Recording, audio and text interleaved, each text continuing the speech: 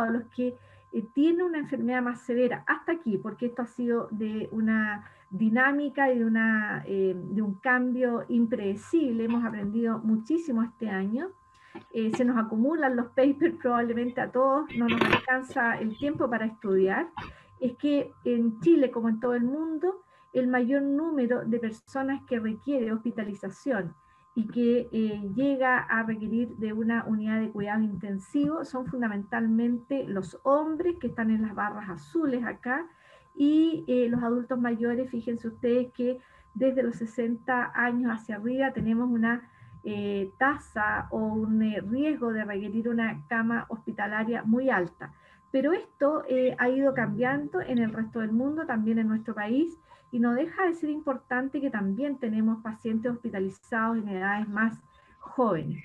Solo contarles que, y ustedes todas lo saben, porque están bastante estresadas también desde el punto de vista de apoyo, como servicio de apoyo importante a los hospitales, es que un paciente que se hospitaliza en una cama básica va a requerir una cama más o menos entre 7 y 10 días, pero un paciente que llega a unidad de cuidados intensivos ocupa una cama por más de 3 semanas, es decir, no son hospitalizaciones que tengan una duración corta. Por lo tanto, la ocupación de cama es larga para las unidades de cuidado intensivo y no menor para las unidades de camas básicas.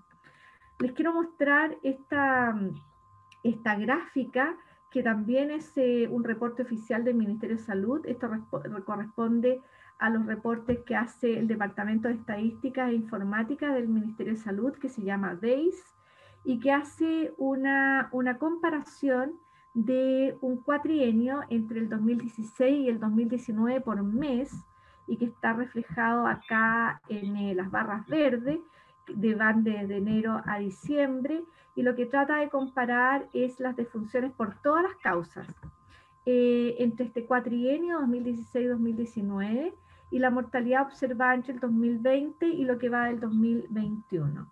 Y fíjense ustedes que en enero comparado entre este cuatrienio y el 2020 eran similares en enero, en febrero no teníamos pandemia, todavía no ingresaba probablemente el virus con todo su potencial a nuestro país. Sin embargo, en la medida que nos fue impactando la pandemia, comienza a aumentar la mortalidad por todas las causas en Chile, siendo muy importante en junio, cuando tuvimos esa ola tan significativa, pero si ustedes se fijan, los meses siguientes no ha disminuido en forma significativa.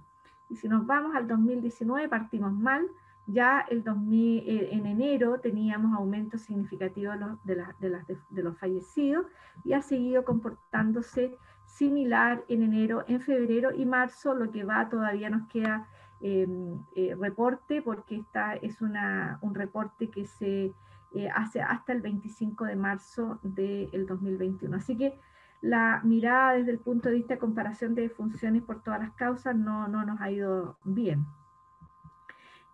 Si vemos yo les decía que la edad y el sexo masculino significan un riesgo mayor de hospitalización, también las comorbilidades significan un riesgo aumentado de hospitalización, y ustedes ven aquí que cuando uno revisa en el EBI-Vigila las morbilidades o comorbilidades que declaran los pacientes que se hospitalizan, ya sea confirmados o probables, la mayoría de ellos aporta el dato de hipertensión arterial y de diabetes en segundo lugar, seguido por obesidad. Sin embargo, estamos hablando de que son fundamentalmente pacientes de 60 años y más, y que estas patologías estaban siendo consideradas como, entre comillas, pandemias crónicas en nuestro país, porque tenemos un gran número de diabéticos. Acuérdense que este era un tema relevante antes de la pandemia, no solamente en adultos mayores, sino que también en niños y en adolescentes por la obesidad, y también la hipertensión arterial. Por lo tanto,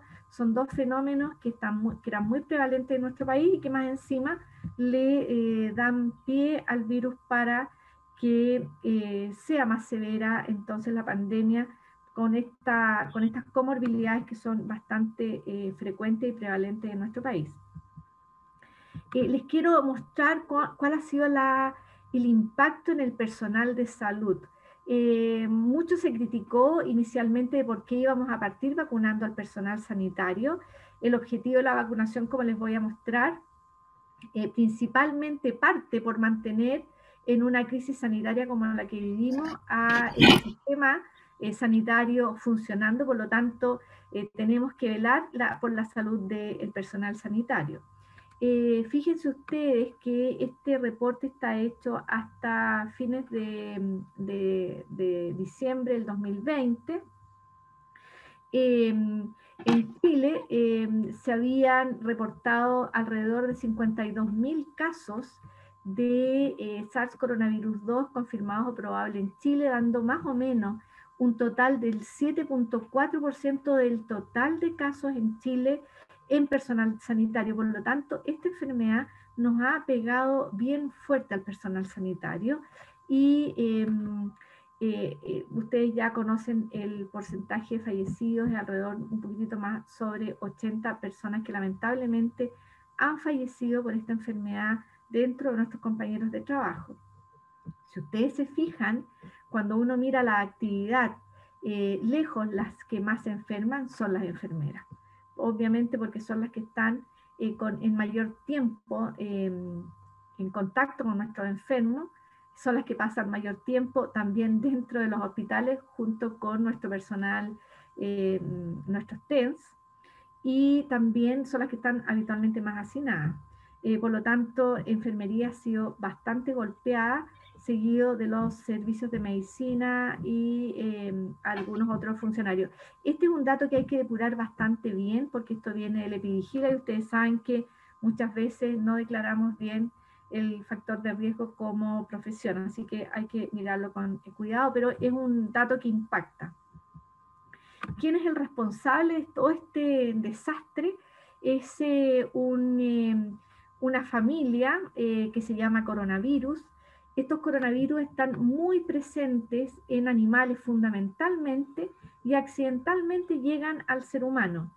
Los murciélagos en la naturaleza son el principal reservorio animal y es en ellos en donde se llevaba la principal vigilancia, contarles que ya fueron protagonistas y han sido protagonistas de muchos de nuestras pandemias del siglo XX, por ponerle un nombre.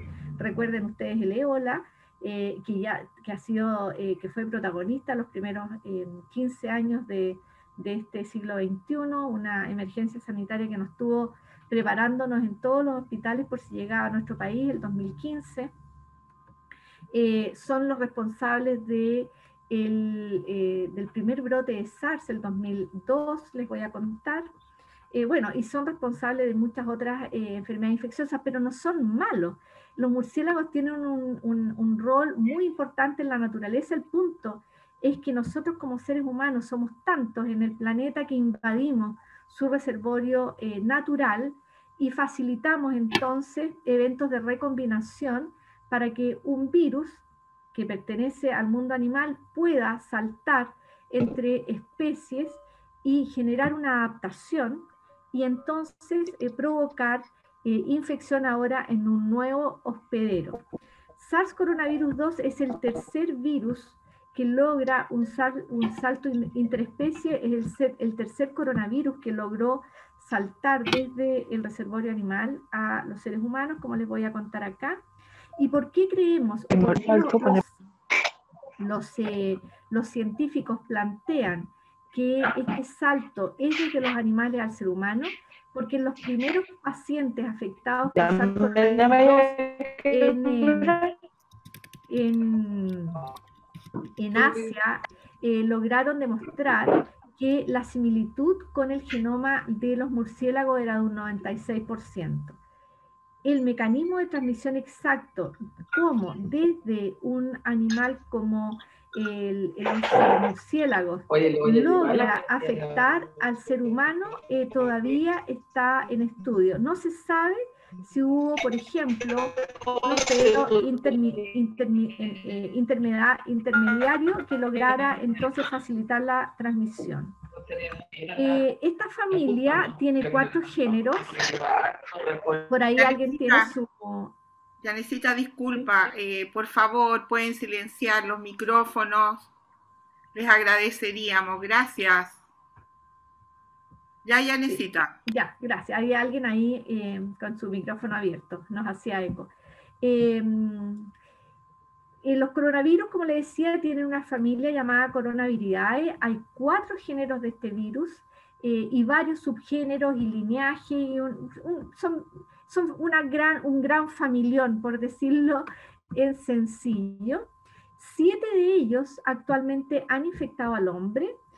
Hay 4 que todos conocíamos o no les dábamos ningún boleto, por decirlo también coloquialmente, que eran estos del linaje del género alfa y beta, el 229E, el NL93, el HKU1, el COC43, que producían resfrío común y que están integrados a un test que se llama Film Array, que nos hacen cuando tenemos infecciones respiratorias y que todos nos recordamos porque vale bastante caro, vale como 180.000 pesos, pero es una técnica, es un panel molecular múltiplex y que los identificaba y nadie le daba mucho boleto. En general, en los pacientes inmunocomprometidos podía producir enfermedades más serias. Sin embargo, 3 en los últimos 20 años han sido importantes. Este SARS coronavirus 1 o SARS coronavirus que afectó a China el 2002, que produjo un gran brote con un impacto económico enorme, pero que logró su contención de forma completa. Duró 6 meses su circulación, produjo más de 8.000 casos con un 10% de mortalidad, pero eran otras las condiciones de China en ese momento. Hubo una contención desde el punto de vista de limitación de frontera. En el fondo, el resto de los países bloqueó a China y China produjo una contención tremendamente eficiente en los lugares en donde estaba siendo afectado por este SARS coronavirus el 2002. No volvimos a saber de él hasta el 2012, en que Arabia Saudita comienza a reportar casos graves de neumonía, nuevamente por un coronavirus que se ha llamado MERS, por Middle East SARS coronavirus. El SARS viene de la palabra inglesa de síndrome respiratorio agudo severo. Este MERS, que afecta hasta hoy a la península arábica, se ha logrado contener en la península arábica. No, ha producido exportaciones a través de viajeros, pero este virus no ha logrado adaptarse tan bien al ser humano para producir una transmisión eficiente y provocar una pandemia, pero nos tuvo y nos tiene bien preocupados.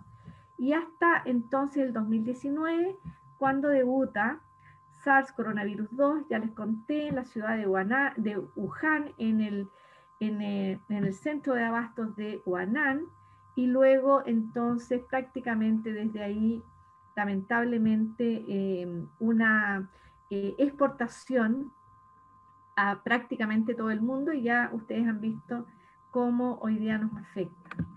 Este virus lo conocemos, es impresionante la rapidez con la que se caracterizó. La alerta China la dio el 31 de diciembre del 2019. La OMS alertó al mundo de la aparición de casos graves y el día 7 de enero ya se conocía que la gente era un coronavirus y rápidamente se compartió las características completas del virus, su genoma, y rápidamente también se desarrollaron técnicas diagnósticas para su diagnóstico y para que todo el mundo se pudiese preparar. Inicialmente se declaró como un evento de salud pública de importancia internacional hasta el 11 de marzo, en que se declaró pandémico. ¿Qué características tiene? Este es un virus grande, es de los virus que tiene como un genoma muy grande, tiene 30.000 pares de base, tiene un RNA, su material genético es RNA de sentido positivo. ¿Qué quiere decir? Es que es pura ventaja para el virus, porque su propio RNA, cuando entra a la célula, le permite replicarse fácilmente dentro de la célula del huésped. Es envuelto, tiene esta estructura que tiene la apariencia de una corona, Su principal proteína es esta proteína S o espiga, y acuérdense que esta proteína es muy importante en el virus.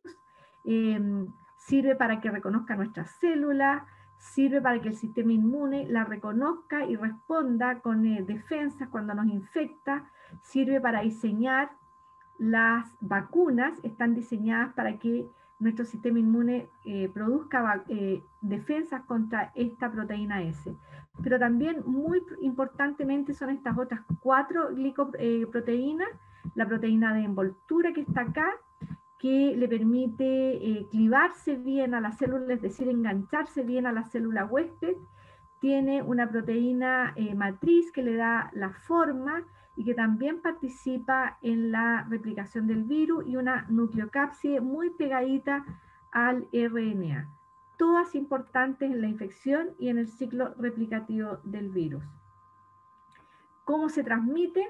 Se transmite fácilmente a través de gotitas, pequeñas gotas de saliva que contienen el virus, que son partículas mayores a 5 micras, que se generan al hablar, al toser o al estornudar, y que alcanzan habitualmente por su peso una distancia más o menos entre 1,5 y 2 metros.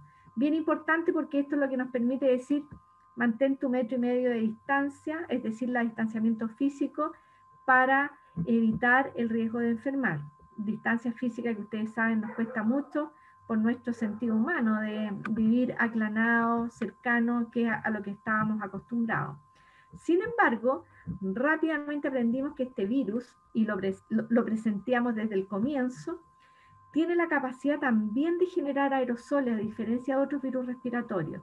¿Qué significa esto? Que hay individuos, incluso que son súper diseminadores, que son capaces de generar pequeñas partículas muy livianas, parecidas a las del sarampión, de la viruela, de la varicela, y que son tan livianas que pueden diseminar a grandes distancias, que además son capaces de permanecer horas en suspensión, y entonces pueden generar mayor capacidad de adquirir y de transmitir la enfermedad.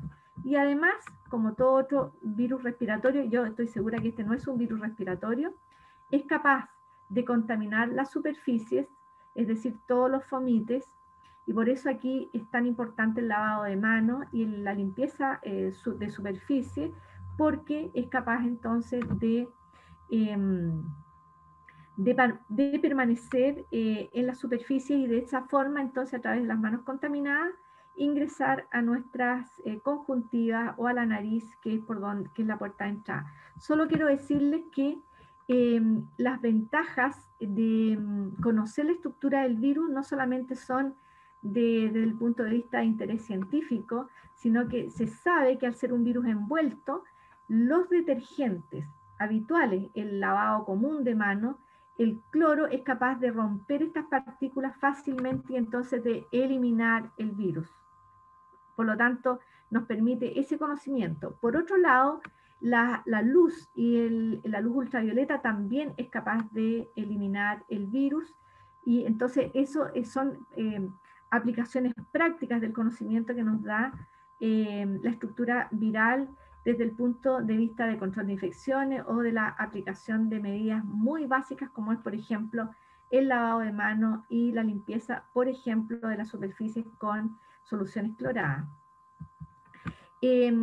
Este SARS coronavirus 2, ya sea por gotitas, por aerosoles, lo que hace es que estas partículas virales van a ingresar por la nariz o por la conjuntiva, por la nariz, en donde va a encontrar a nuestro epitelio nasofaríngeo, que tiene receptores que se llaman AC2, que se los voy a mostrar, y que entonces pueden estar muy presentes en nuestro tracto respiratorio superior, pero en algunas personas también están ampliamente representados en el árbol traqueobronquial y en el pulmonar, y por lo tanto van a lograr encontrar un buen receptor a nivel del tracto respiratorio inferior para producir la infección.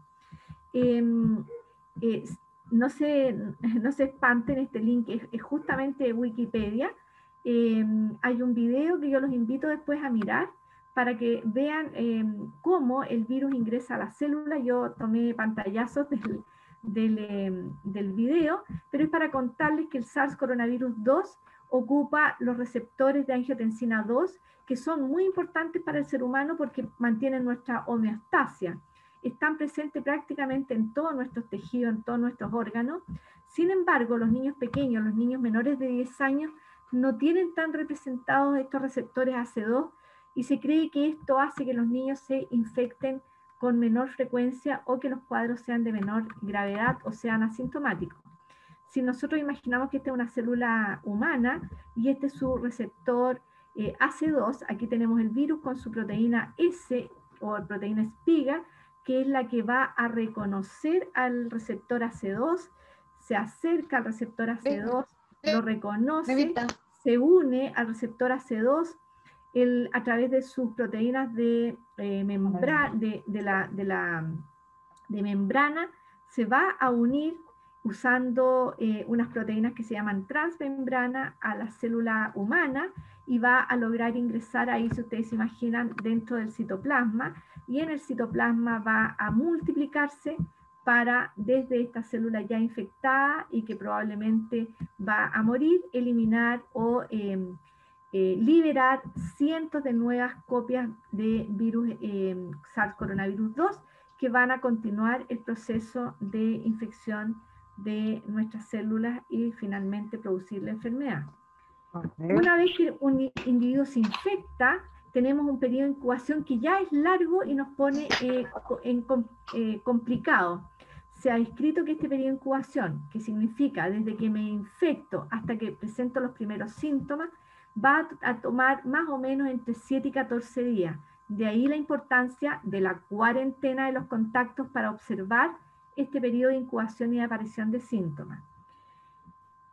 Una persona infectada, sin embargo, puede comenzar la transmisión del virus a otros 1 a 2 días antes de presentar síntomas, es decir, al final de su periodo de incubación.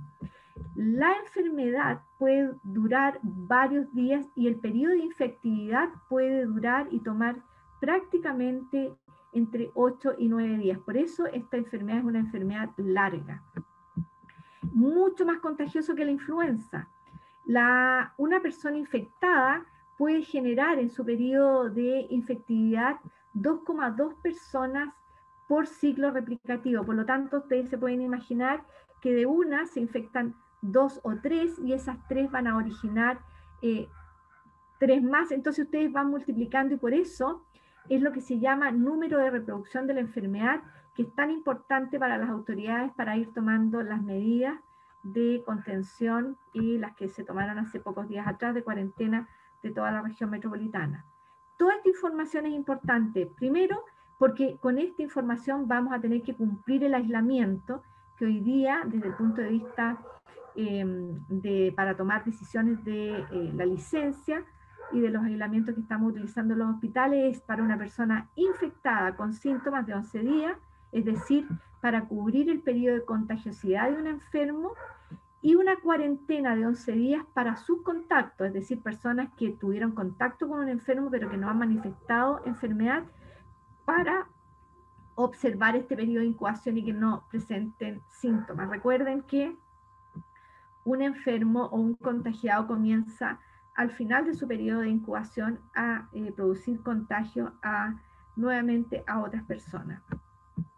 El espectro clínico de la enfermedad hemos aprendido que es enorme, puede infectar a prácticamente todos los órganos, desde síntomas respiratorios, cardiovasculares, todos han escuchado de los tromboembolismos pulmonares, compromiso neurológico, puede producir diarrea, puede producir alteración renal, etc. Y ya les conté que todas las comorbilidades, especialmente hipertensión y diabetes, aumentan el riesgo de severidad de la enfermedad. Les quiero mostrar que es el primer caso que se confirmó en Estados Unidos a comienzos de enero. Este es un hombre muy joven, de 35 años, que había visitado la ciudad de Wuhan, venía de vuelta de Wuhan a Nueva York. Él viajó entonces llegó el 15 de enero a Nueva York, llegó asintomático, va a trabajar al día siguiente, el día 16, el día 16 escucha en la televisión que algo pasa, algo grave pasa en China, pero siguió trabajando al día 17, pero el día 17 se sintió afiebrado, es decir, tuvo sensación de fiebre. Al día siguiente, el día 18, nuevamente tuvo sensación de fiebre, y dado que seguía escuchando que algo pasaba en la ciudad donde él había estado, decide ir al servicio de urgencia. En el servicio de urgencia detectan que él tiene tos, que tiene un poco de cansancio, pero nada más. Eh, Se dan cuenta que tiene 37,2 de temperatura. Le toman una radiografía de tórax que está acá, que está normal, y lo mandan para la casa. Insisten en tomar una PCR, él insiste también. No les fue fácil, igual que a nosotros al comienzo, pero se la toman, pero lo mandaron para la casa porque no tenía ningún síntoma de gravedad. Como sale positiva la PCR, lo mandan a buscar a la casa y lo hospitalizan. Y acá comienza el pobre a ser controlado todos los días, estuvo con todas las precauciones que ustedes imaginan, aerosoles, contacto, con personal dedicado exclusivamente a él. Y fíjense que recién en el día 5 de evolución, día 1 de hospitalización, comienza con fiebre, pero el deterioro clínico lo tiene entre el día 6 y 7, y al día 9 recién comienza con dificultad respiratoria y presenta una neumonía. Se instala compromiso fundamentalmente de decaimiento que dura largamente. Fíjense ustedes que al día 11 de enfermedad, es decir, al día 15 de haber regresado, día 15 de enfermedad, todavía seguía hospitalizado, todavía seguía con tos. ¿Por qué les muestro esto? Es para contarles que el deterioro clínico de esta enfermedad no es del día 1. Por eso hay que observar tan estrechamente a los pacientes, y el deterioro clínico se presenta entre el día 7 y 10 de la enfermedad. ¿Por qué es importante esto?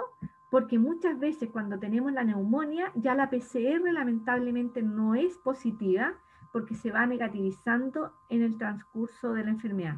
Nosotros decimos que esta es una enfermedad bifásica y que el golpe lo da entre el día 7 y el día 10 de enfermedad. Quiero mostrarles la frecuencia de síntomas en Chile, son más o menos similares a las que les conté del señor que estábamos analizando: tos, dolores musculares, la fiebre que nos buscan en todas partes. Esto en los hospitalizados se ve más o menos en un 42 o un 43%, por lo tanto no es el síntoma más relevante. Si ustedes se fijan acá en los no hospitalizados, menos del 30% tiene fiebre, por lo tanto, si bien es importante buscarla, detectarla, no es el elemento más importante y característico de esta enfermedad. Sí lo es la tos, pero es el conjunto de síntomas el que nos hace sospechar la enfermedad, y por lo tanto, por lo demás no tenemos ningún otro virus circulando que nos provoque neumonía en estos momentos. Las defensas de nuestro cuerpo, de nuestro sistema inmune, es bastante eficiente. El virus, cuando infecta la célula, produce entonces la replicación que yo les acabo de contar, y una célula infectada va a ser reconocida por el sistema inmune. Sin embargo, la gracia que tiene este virus es que evade la respuesta inmune. En el fondo entra a la célula y la célula como que queda media paralizada, y el sistema inmune no es capaz de avisar o de darse cuenta rápidamente que está un individuo infectado. Mientras más evada la respuesta inmune, probablemente mayor gravedad va a tener el individuo. Y esta evasión del sistema inmune es más severo en los adultos mayores y en aquellas personas que tienen enfermedades crónicas.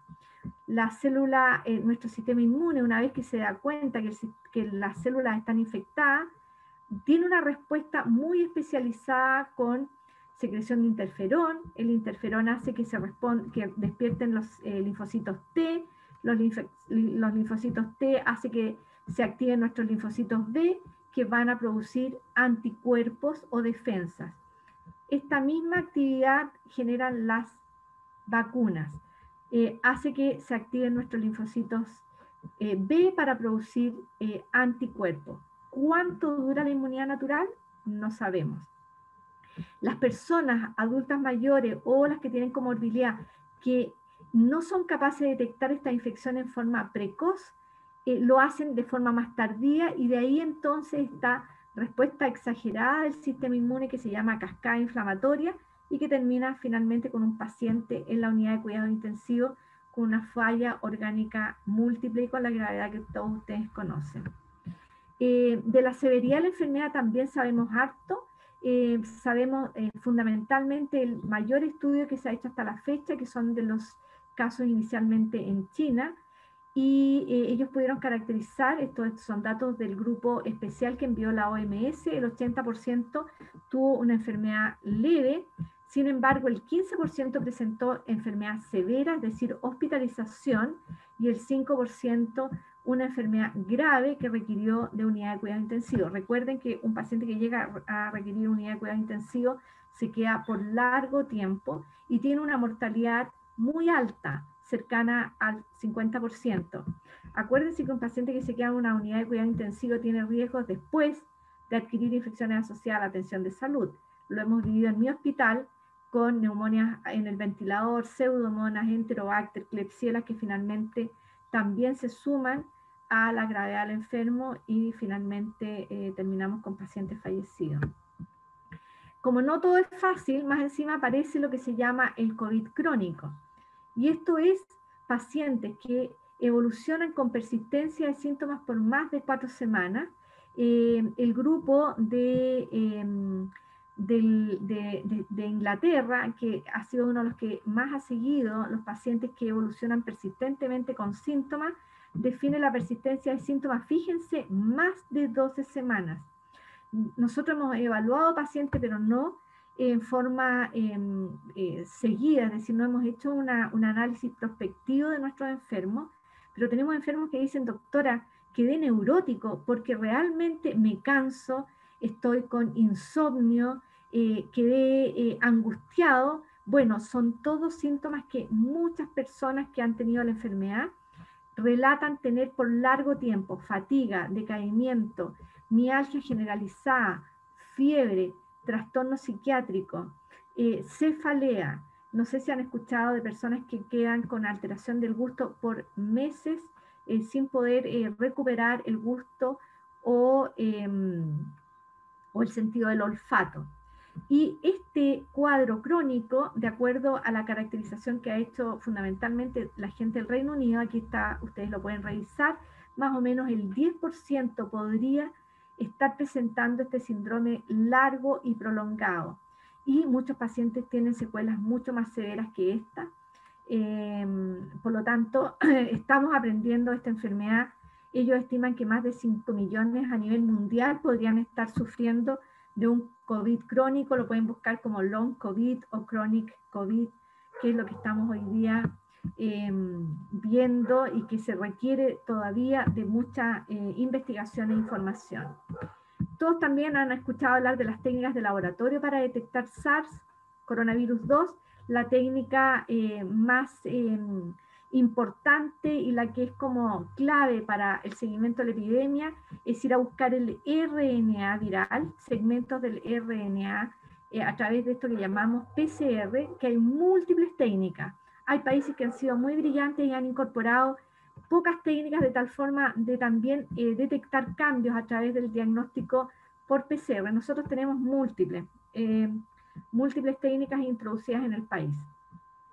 También se ha introducido, y el ministro ha hablado en las últimas semanas, de pruebas más rápidas a través de detección de antígenos. Los antígenos son a través de algunas de estas estructuras de la envoltura. También hay diferentes técnicas. Hay que ser muy cuidadosos en la interpretación de estas técnicas. También requieren un hisopado nasofaringeo, pero son más rápidas en la lectura. Pueden demorar media hora desde que se toma la muestra hasta el resultado. Sin embargo, se los voy a contar ahora, cuando hay mucho virus, mucha circulación viral, podemos tener falsos positivos. En cambio, el PCR no tiene falsos positivos, como les voy a mostrar. Y están finalmente las técnicas serológicas, que son finalmente un diagnóstico indirecto que detecta nuestras defensas, pero la detección de las defensas de los individuos es muy, muy variable. Y aquí sí que tenemos un lío porque se introdujeron una gran cantidad de técnicas que solo requieren estar registradas en el ISP. Por lo tanto, yo no les recomiendo utilizar técnicas de pruebas rápidas de test serológicos para el diagnóstico. Esta es una diapositiva preparada por la doctora Lorena Porte, que fue microbióloga del Hospital Militar de Santiago, con la que tuve el honor de trabajar mucho tiempo. Es para mostrarles que la PCR es la técnica de elección a través de hisopado nasofaringeo. También se ha puesto la saliva. No sé si la persona que está hablando puede apagar su micrófono porque me produce eco. Ahí sí. Vean ustedes que lo que les contaba, la PCR es tiene la mayor positividad en los primeros días de evolución de la enfermedad y se va negativizando a medida que va transcurriendo la enfermedad. Por eso, cuando nos da la neumonía y requerimos hospitalizarnos, no todos los pacientes tienen una PCR positiva y son los que caen en el criterio de caso probable, ¿ya? Solo ponerles acá la serología, los test rápidos, la respuesta inmune está en caracterización y no sabemos qué anticuerpos medir, por lo tanto, hay escaso conocimiento, la pandemia está en evolución, y lo que es verdad hoy día puede no serlo mañana, como es todo lo que hemos ido aprendiendo durante estos 14 meses de enfermedad. Para ir terminando, el desarrollo acelerado de vacunas hoy día nos tiene con una pequeña esperanza de mitigar la enfermedad. Los procesos en búsqueda de vacunas son prolongados, pero afortunadamente había bastante tema avanzado con vacunas para virus emergentes. Estas 3 fases que están acá, las fases preclínicas, las fases de estudios de seguridad y las fases de estudios de respuesta antigénica estaban bastante avanzadas. Yo les voy a mostrar qué ha pasado con las fases 3. Para SARS coronavirus 2 todos los investigadores han trabajado enormemente, yo creo que todos están dedicados a investigar en vacunas. La Organización Mundial de la Salud tiene una plataforma que registra alrededor de 237 candidatas.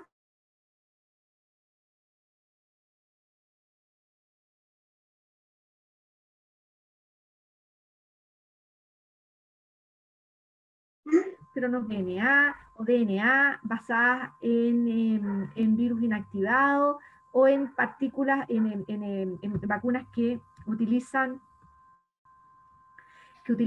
un virus como vector, que son las vacunas vectoriales, o las que usan subunidades proteicas. Con aprobación de emergencia tenemos las que están acá en todo el mundo: Pfizer, Moderna, AstraZeneca, Sinovac, la vacuna Sputnik, que es una vacuna desarrollada por investigadores rusos. Esta es una vacuna inactivada desarrollada por la India, y esta es una vacuna de subunidad proteica, como les voy a mostrar, que está aprobada en Estados Unidos. Nosotros en Chile tenemos aprobada por el ISP Pfizer, Sinovac o Coronavac y AstraZeneca, que se las voy a mostrar rapidito para que vayamos terminando. Solo para contarles plataformas de vacunas que están prácticamente ya en uso en varios países. Está acá las vacunas RNA. La misma plataforma la usa Moderna y Pfizer. De esta han escuchado bastante la vacuna de AstraZeneca, que se utilizó o se está utilizando en Europa fundamentalmente, que usa un adenovirus de chimpancé. Esta CanSino también ustedes han escuchado porque probablemente se va a presentar en Chile para aprobación. La estudió, bueno, China por supuesto, y en Chile la Universidad de la Frontera ha colaborado con los estudios fase 3. Hay varias plataformas que están estudiando los investigadores en China. Ustedes conocen esta Sinovac, no voy a mencionar el nombre, este era el nombre que estaba inicialmente destinado para esta vacuna, pero nosotros en Chile la conocemos como Coronavac. No habría sido muy bienvenido este nombre probablemente en nuestro país. Y finalmente esta es una vacuna proteica, Novavax, que también está siendo aprobada en diferentes partes del mundo. Esto solamente para decirles lo que nosotros tenemos en Chile. Los estudios se han realizado con un gran número de voluntarios, para Pfizer más de 40.000, para AstraZeneca alrededor de 20.000, menos número para la vacuna Coronavac. Vean ustedes que son todos voluntarios mayores de 18 años. A fines de diciembre, Pfizer incluyó a adolescentes a partir de los 12 años y ahora a niños menores, según lo que se ha informado. Vean ustedes que todas las embarazadas y las mujeres lactantes han sido excluidas de los estudios fase 3 y que están diseñadas para reducción de la enfermedad, pero no para interrumpir la transmisión de la enfermedad. Por lo tanto, un vacunado eventualmente puede evitar enfermar severamente por esta enfermedad, pero no evita infectarse. Por lo tanto, un vacunado puede transmitir eventualmente la enfermedad. Las vacunas con registro de emergencia son seguras, eso no se transa, sabemos que inducen respuesta de anticuerpos, es decir, son inmunogénicas, y tenemos algunos estudios de eficacia. Para la vacuna CoronaVac no tenemos estudios de eficacia publicados. Por esto, por su condición de emergencia, son voluntarias, están definidas para población objetiva y son gratuitas, y estas son las vacunas aprobadas en Chile, que ustedes también las conocen. Solamente contarles que esta fue la primera vacuna disponible en Chile, partió su vacunación el 24 de diciembre, usa una plataforma muy moderna, RNA mensajero, que en el fondo le da la introducción a la célula para que produzca anticuerpos contra esta proteína Spike. Los estudios fase 3, es decir, de eficacia, mostraron un 95% de eficacia, terminada la dosis completa de vacunas, que son 2 dosis. Y en Chile, el Programa Nacional de Inmunizaciones la introdujo con esquema de 0 y 21 inicialmente, y luego se modificó a 0 y 28. Muy importante, los investigadores continúan los protocolos fase 3, y les voy a contar por qué. Esta es la segunda CoronaVac del productor Sinovac, que es un productor chino. Es una plataforma tradicional, usa virus inactivado, se produce en cultivos celulares, tiene un adyuvante que es hidróxido de aluminio. Los estudios fase 3 hicieron o están en fase de estudio en Turquía, Indonesia, en Brasil y en Chile, pero en Chile se abrieron los ciegos, por lo tanto yo no sé si vamos a tener resultados fase 3. En Chile se presentó a la aprobación con estudio en personal de salud, fundamentalmente desarrollado en Brasil por Butantan, y que mostró, estos estudios no están publicados, una eficacia del 50% para enfermedad sintomática y 77% para sintomático que requiere alguna evaluación médica. Se aprobó para mayores de 18 años y separada inicialmente por 14 días de acuerdo al investigador, pero en Chile está aprobada, también hay datos, entre 0 y 28 días. Y esta es la tercera que está aprobada en Chile, pero todavía no se incorpora a la campaña. Probablemente en abril tengamos AstraZeneca, todos ustedes han escuchado porque ha sido una vacuna un poquitito accidentada. Esta es una plataforma muy innovadora, usa un vector viral, un adenovirus de chimpancé no replicante, que expresa la proteína S del virus para que nuestro sistema inmune desarrolle anticuerpos. Esta vacuna se había desarrollado previamente para otros virus. ¿Se acuerdan del Zika, que tuvimos una gran epidemia en 2016? Los estudios se hicieron en estos 3 países y muestra una eficacia del 70% en los estudios del Reino Unido y una eficacia del 64% al inicio del estudio, es decir, una eficacia variable. Quiero decirles que no hay vacunas mejores y peores, los diseños de los estudios no son exactamente iguales, por lo tanto no son comparables, también requiere de 2 dosis separadas por 28 días. Para llevarlos ahora a las recomendaciones del Comité Asesor de Vacunas, que empezó a trabajar precozmente. La primera recomendación se hizo el 30 de junio, pero quiero llevarlos a la recomendación del 2 de diciembre. El objetivo: mantener y preservar el sistema sanitario y las actividades esenciales de la vida diaria en el país y disminuir la morbilidad y mortalidad. Tuvimos que hacer una recomendación priorizada porque tenemos un escenario de alta demanda de vacunas. con suministro limitado y por lo tanto al comienzo fraccionado de vacunas, y todos ustedes escucharon las famosas fases de introducción de la vacuna en nuestro país, partiendo por el personal sanitario, pero con el objetivo de vacunar a toda la población, que es el 80% de la población en Chile. Esto fue inicialmente como partimos, con personal sanitario, para seguir con los adultos mayores y personal crítico del Estado o de las actividades esenciales, y continuando entonces con el resto de la población, que ustedes saben que ha ido ordenadamente a través de las edades por semana y por calendarización. Solo les traje esto. Nuestro grupo tiene que basarse en la evidencia y por lo tanto no tenemos datos todavía de embarazadas y de mujeres en periodo de lactancia.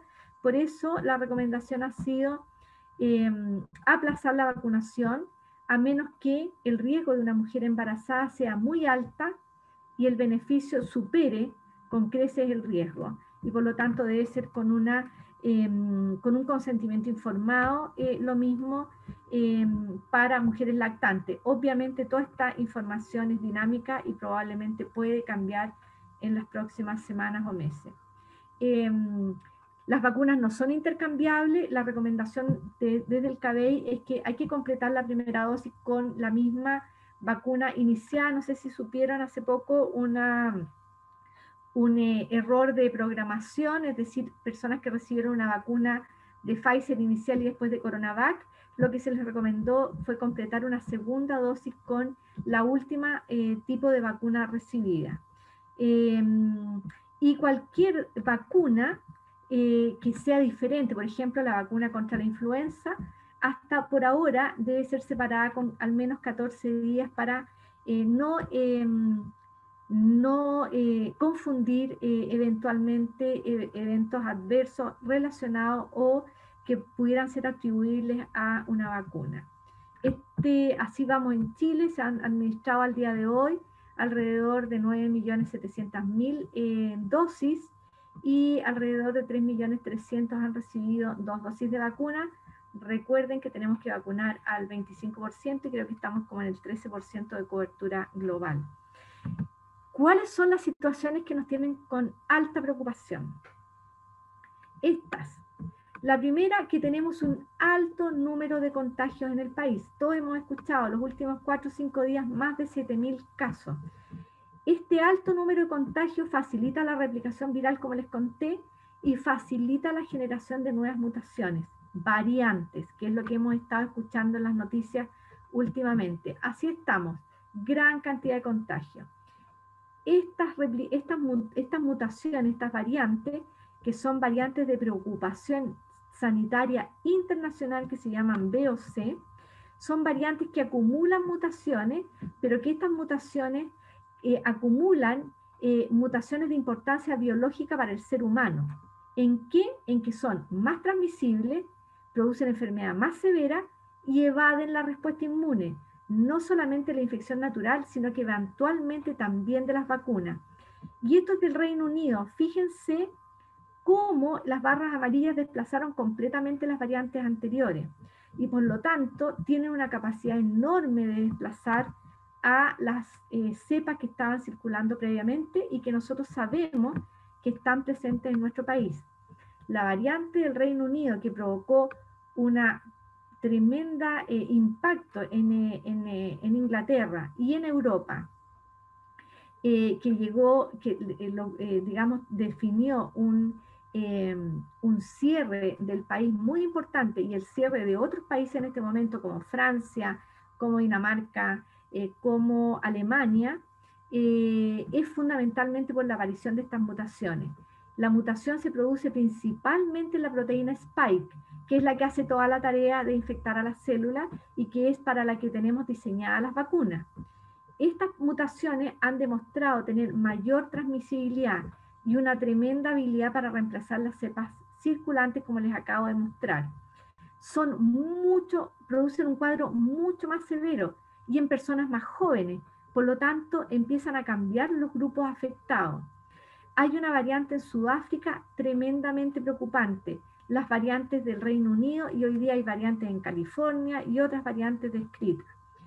y claramente evaden el sistema inmune y por lo tanto tienen rol en reinfección, es decir, alguien que se enfermó puede enfermar de nuevo y todos ya hemos escuchado de esto, que hay nuevas infecciones en personas que ya se infectaron y el impacto de la eficacia de las vacunas es un problema mayor. Y entonces, hoy día la preocupación mundial es que tenemos variantes más severas, más transmisibles, que están afectando grupos de gente más jóvenes y que no sabemos cómo nos van a proteger.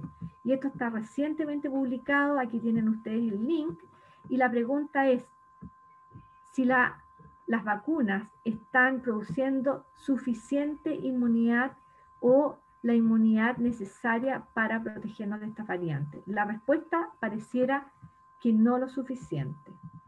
Por ahora, entonces, las medidas de cuidado que tenemos que mantener son las que ya conocemos y vacunarnos con la vacuna que esté disponible. La vacuna no va a hacer toda la tarea.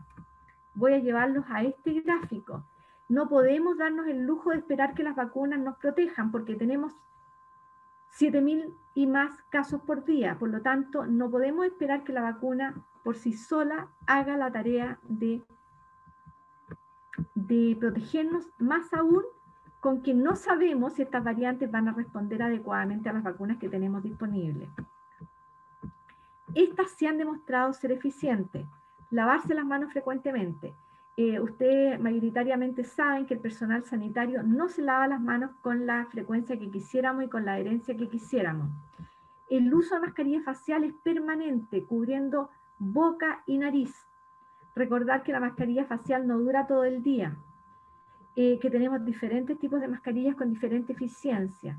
El distanciamiento físico, ya les demostré que este virus es muy permeable y que podemos incluso tener aerosoles, por lo tanto estar solo en una oficina en el hospital tiene que hacernos estar con mascarilla, no nos asegura que no tenemos riesgo de infección porque no hay otra persona. El distanciamiento físico tiene que ser también en nuestras casas, pero también en el lugar de trabajo. Recuerden que las oficinas tienen que tener un aforo dentro de nuestros hospitales, lo mismo los pasillos, los lugares donde estamos comiendo todos los días. Yo sé que no tenemos los casinos abiertos, pero los lugares en donde compartimos el café, la comida, especialmente en los turnos, son lugar propicio para adquirir la enfermedad. Evitar los desplazamientos innecesarios, y esto también incluye a nuestros hospitales, no pasearnos por el hospital si no es necesario. Y muy importantemente, mantenerse informado. Esta era la última diapositiva y dejo de compartir.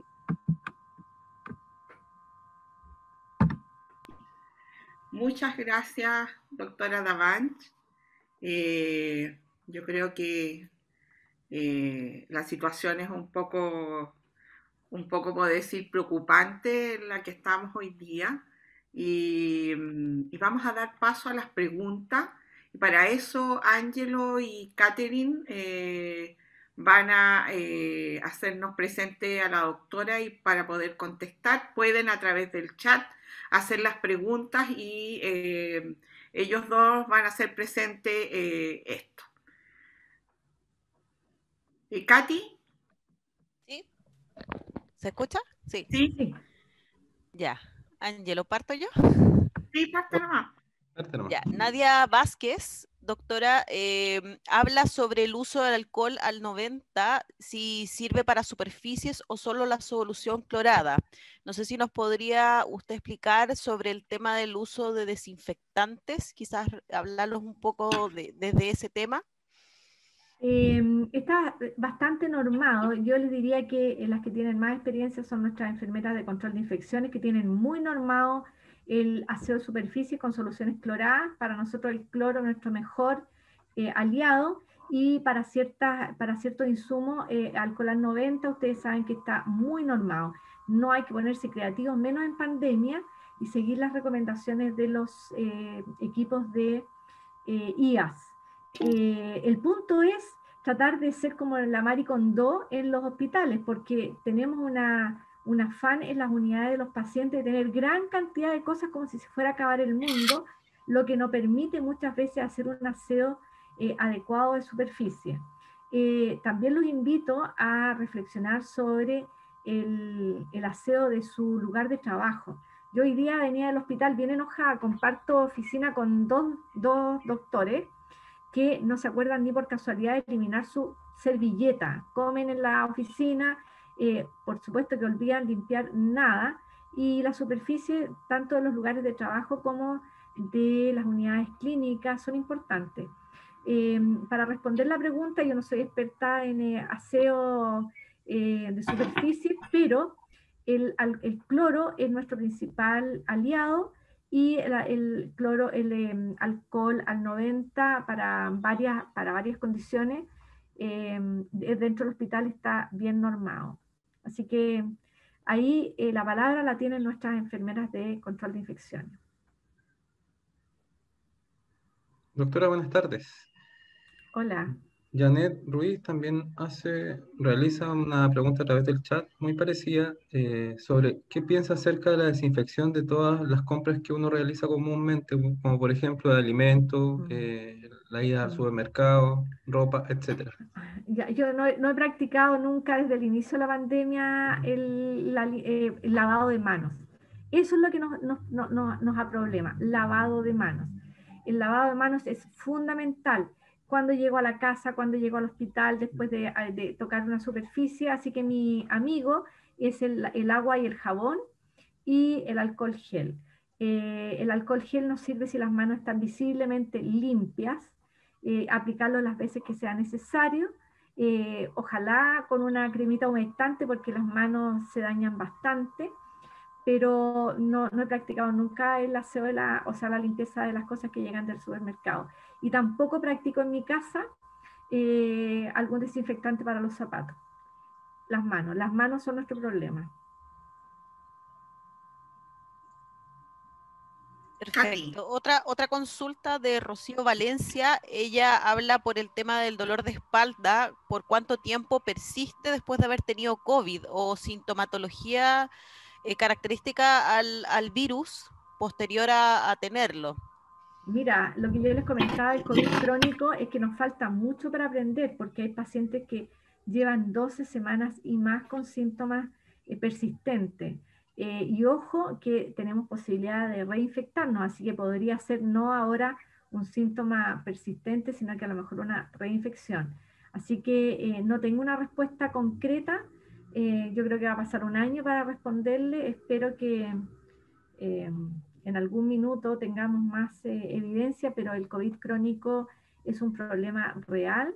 Los investigadores están caracterizándolo. Nosotros en Chile no tenemos nada desde el punto de vista desde el Ministerio de Salud, pero sí lo estamos empezando a reconocer. A mí me tocó una funcionaria con alteración con una tenosinovitis de las manos, bien importante, que al principio no le creían, pero con evidencia incluso ecográfica de aumento de volumen post-COVID.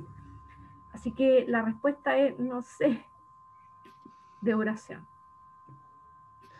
Doctora, acá tengo otra pregunta de Carmen Guajardo. Dice, dado el poco tiempo de uso de vacunas y de sus resultados, ¿podría ser de que fuese necesario volver a vacunar a la población que ya se inmunizó? No sabemos nada. Ni siquiera todavía sabemos la efectividad de la vacuna en la población. Datos que así que uno puede mirar, Israel tiene una población de 8,8 millones de habitantes, diferente geográficamente también del nuestro. Ellos lograron una vacunación muy rápida, con un solo tipo de vacuna. Ellos usaron Pfizer y han demostrado una reducción significativa de los casos, o sea, están viendo un control, pero yo diría que ellos también están muy alerta a qué va a pasar en los próximos meses, porque uno no puede vivir encerrado como en una burbuja, porque finalmente el virus se mueve con las personas, y mientras exista flujo de personas o flujo de animales, porque esta enfermedad es zoonótica, no hemos hablado nada de la vigilancia en los animales. En Dinamarca tuvieron que matar como 8 millones de mesones porque se infectaron. Así que hay que mirar lo que vaya pasando con los países que logran una vacunación como la que tiene Israel, pero nosotros tenemos casi un 13% de vacunación con una alza sostenida de casos.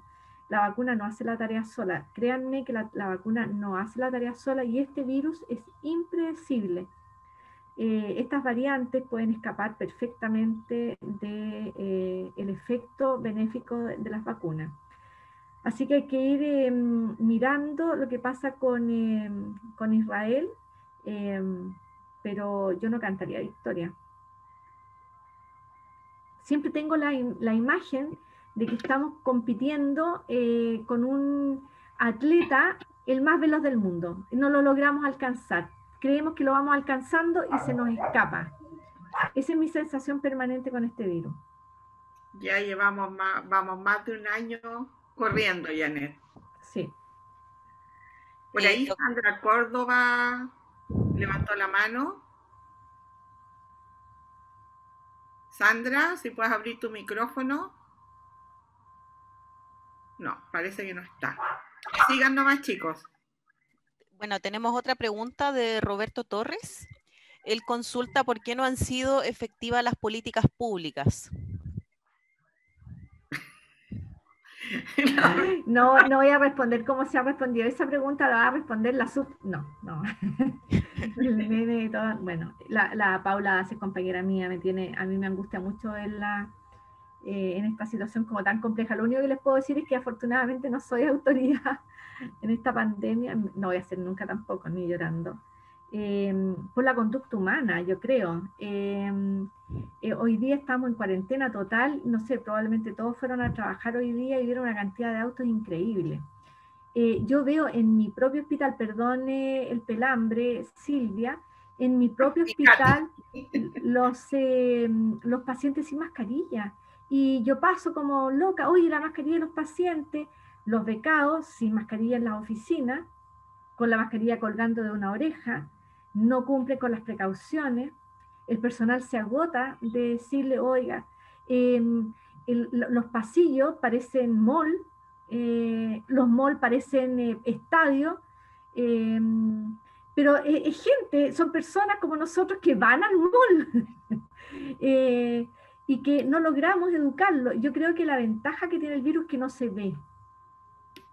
Y me hace sentido una frase que se dijo al principio de esta epidemia, que yo creo que pasó desapercibida, es que el virus es invisible y muchas veces nosotros tampoco somos capaces de creerle a otro que lo ha pasado muy mal y que ha visto morirse a personas. A mí me tildan muchas veces de exagerada, de loca, ya está con lo mismo, pero hoy día me tocó ver un pobre paciente que lleva 3 meses hospitalizado, que tiene un COVID crónico, o sea, está con un delirio activo muy severo, ya lleva 3 meses, como les cuento, todavía no se entera que se murió su señora, la familia no lo ha podido ver, y esto cuando lo cuento te dicen, ya, bueno, pero de algo se tiene la gente que morir. Pero por Dios, estamos en una situación terrible. Las políticas públicas tienen que ser acatadas por las personas.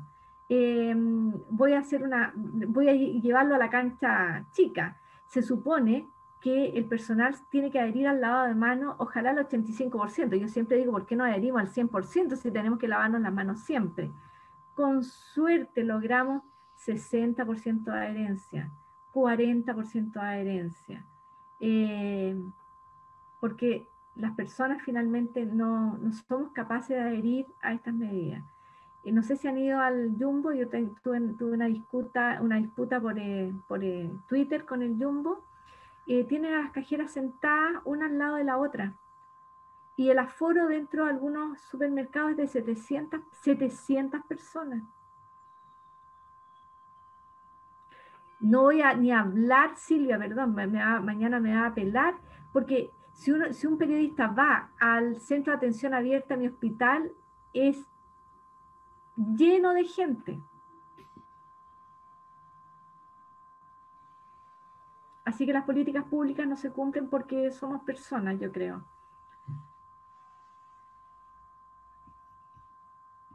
Chicos, ¿otra pregunta? Sí, acá tengo una pregunta de Edith.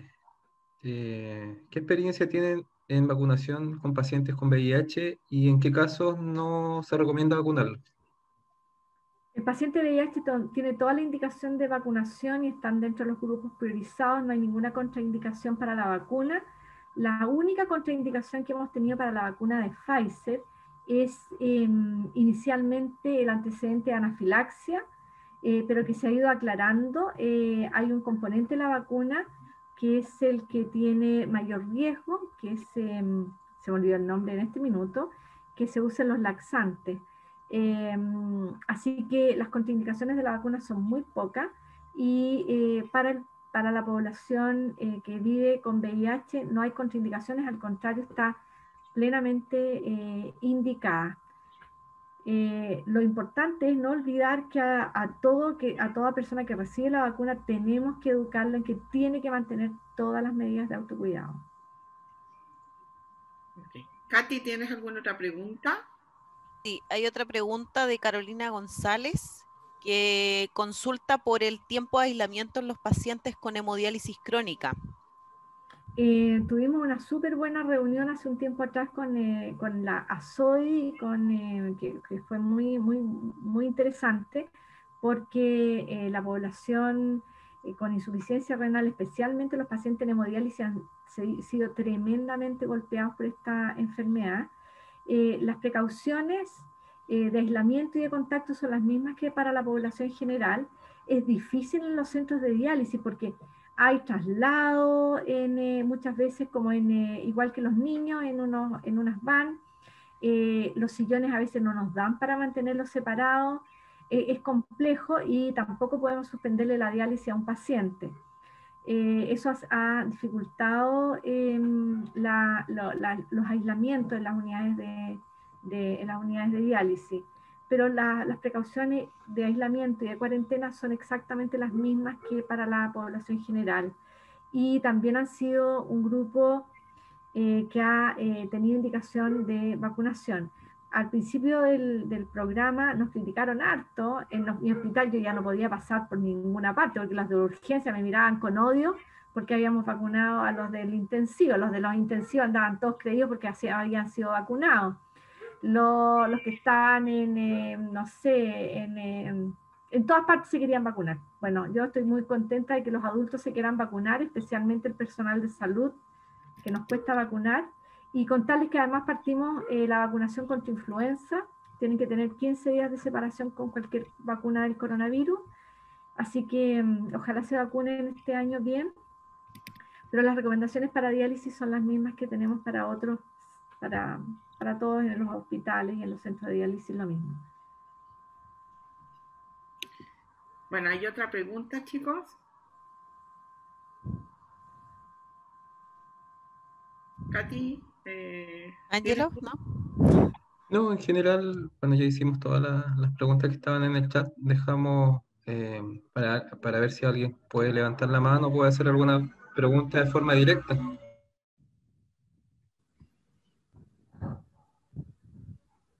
Sí, Joana González levantó la mano. Sí, buenas noches. Principalmente para agradecer la invitación. Yo trabajo en el Servicio de Salud Coquimbo. Me llegó esta invitación al correo, la cual obviamente aproveché al máximo, y felicitar a la doctora por la excelente presentación. Creo que resumió en muy pocos slides, digamos, una realidad que es altamente preocupante. Así que eso, agradecer principalmente. Muchas gracias a ti. Si me da un segundo, Patti, es una reflexión nomás. Esta epidemia, esta pandemia es impredecible. De verdad que no sabemos el impacto. Yo reconozco que estoy un poquitito no muy positiva en las últimas, en realidad no he estado nunca muy positiva con la pandemia, pero todos los que están acá tenemos riesgo. Ustedes ven que el personal sanitario ha sido severamente afectado. Hay que preocuparse de uno, pero también de los que nos rodean, aunque nos tilden de catetes y de hostigosa, de reiterativa, también transmitirle a nuestra familia, a nuestros amigos, aunque los tilden de exagerado, insistir en que la vacunación es beneficiosa, pero no sabemos cuán eficiente y cuán bien van a hacer su tarea, que mientras tengamos muchos casos vamos a tener la posibilidad de que el virus adquiera ventajas evolutivas para seguir haciendo de las suyas en este mundo entre nosotros, que el lavado de manos, el uso de la mascarilla va a ser fundamental, es parte de nuestras vidas por largo tiempo, que el conocimiento es tremendamente dinámico. Al principio de la epidemia decíamos, no use la mascarilla, porque evidentemente no teníamos el virus instalado, y dudo que en sus hospitales tengan una N95 eficiente. Tenemos todas esas KN95 que ni se fijan a la cara. Así que es un llamado fundamentalmente a que se sumen a ser cargantes, a ser reiterativos con el autocuidado, a no darle posibilidades al virus a que los infecte.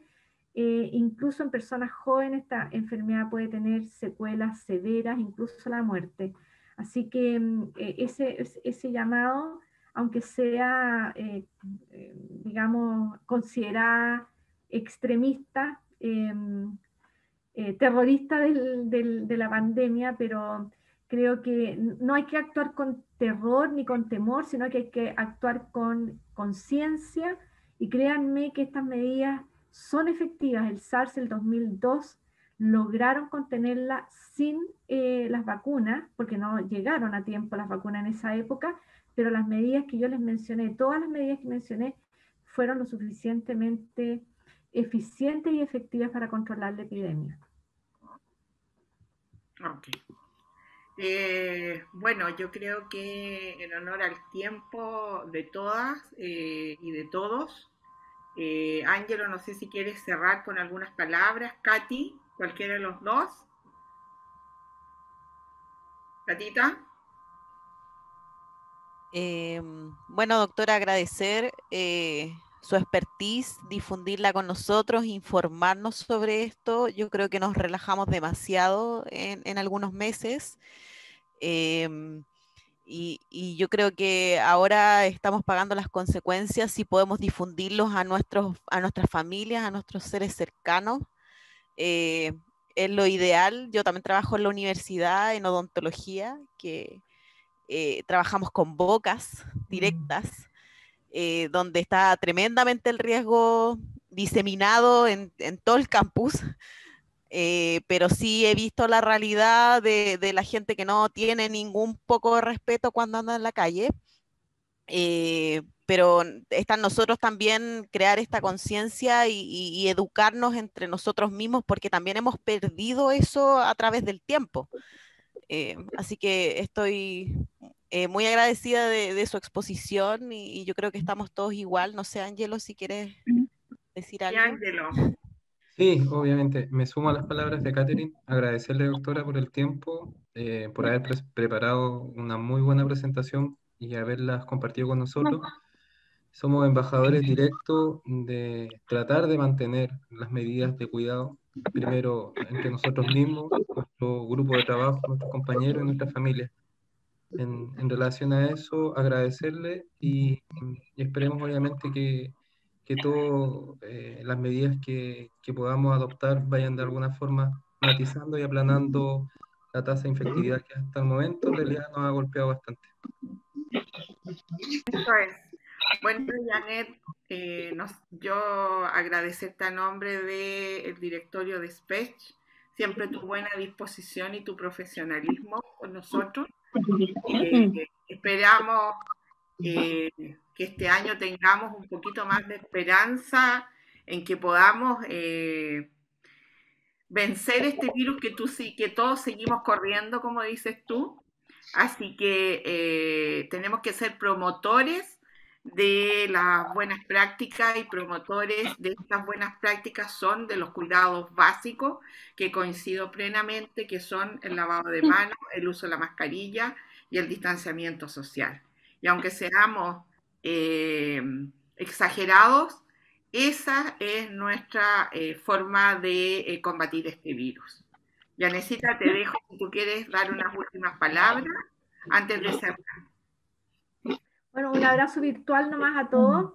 Un gusto, además, me dieron la oportunidad de volver a ver a mi amiga Patti, que no la veo desde hace como un año y medio. Gracias además al Hospital Clínico que me ha recibido. para que no me pelen que hable solo del hospital clínico y del hospital militar. Y a ustedes que tuvieron la paciencia de escucharme, solo ojalá que se cuiden todos.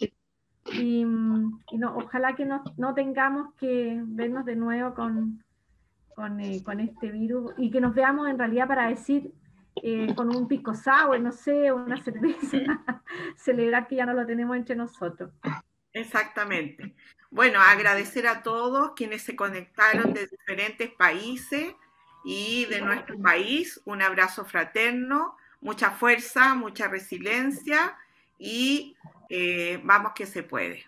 Buenas noches y los esperamos en nuestro próximo webinar que estaremos nosotros contándoles. Gracias, buenas noches, chao. Chao. Chao, chao.